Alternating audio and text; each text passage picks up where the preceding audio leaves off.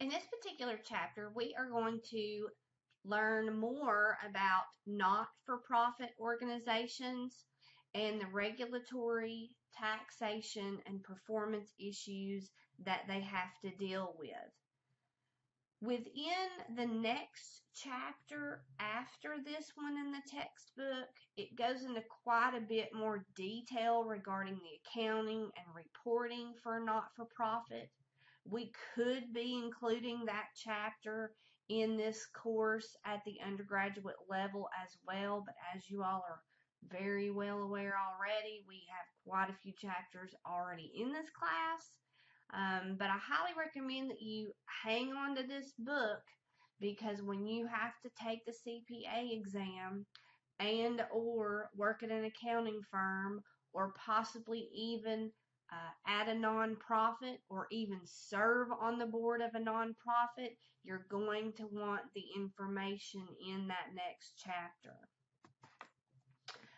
Within this particular chapter, though, we are going to distinguish not-for-profit organizations, or NFPs, or nonprofits, from entities in the government and commercial sectors of the U.S. economy. So we're basically going to focus on nonprofits that are non-governmental, even though there can be governmental nonprofits.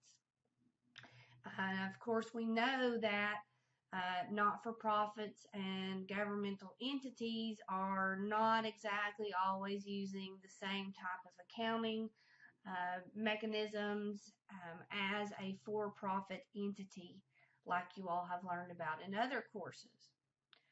We will discriminate how and why states regulate not-for-profits, and understand that there are many different things that not-for-profits have to comply with, including filing within their state, registrations that may be necessary, licensing that may have to be obtained, as well as information regarding tax exemption status, both at the state level, possibly even the local level, and then of course the federal level.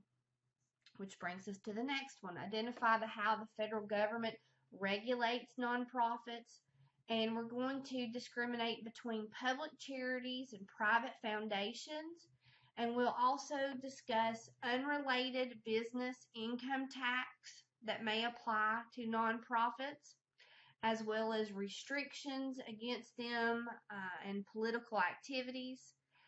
Also discuss the potential issue of excessive benefits received by officers, and also what are we required to do in the case where a nonprofit may need to be reorganized or possibly even dissolved.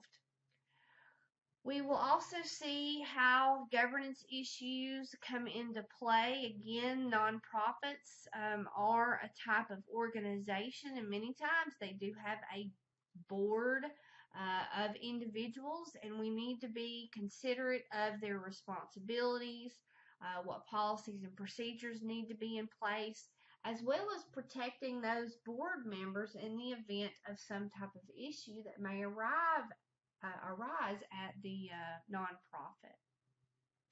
And then lastly, the fact that there are ways to measure the performance of a nonprofit. The chapter goes into lots of different resource web pages all throughout it in regards to where you can go to get information for compliance, where you can go to get information for benchmark material, where you can basically compare your organization to a like-kind organization. So a lot of that could be very useful depending on what you do in your future career. So hopefully you didn't rent the book, and that you actually have a copy of the book, because this is something that I promise will come in handy to you in the future, no matter what your career will be.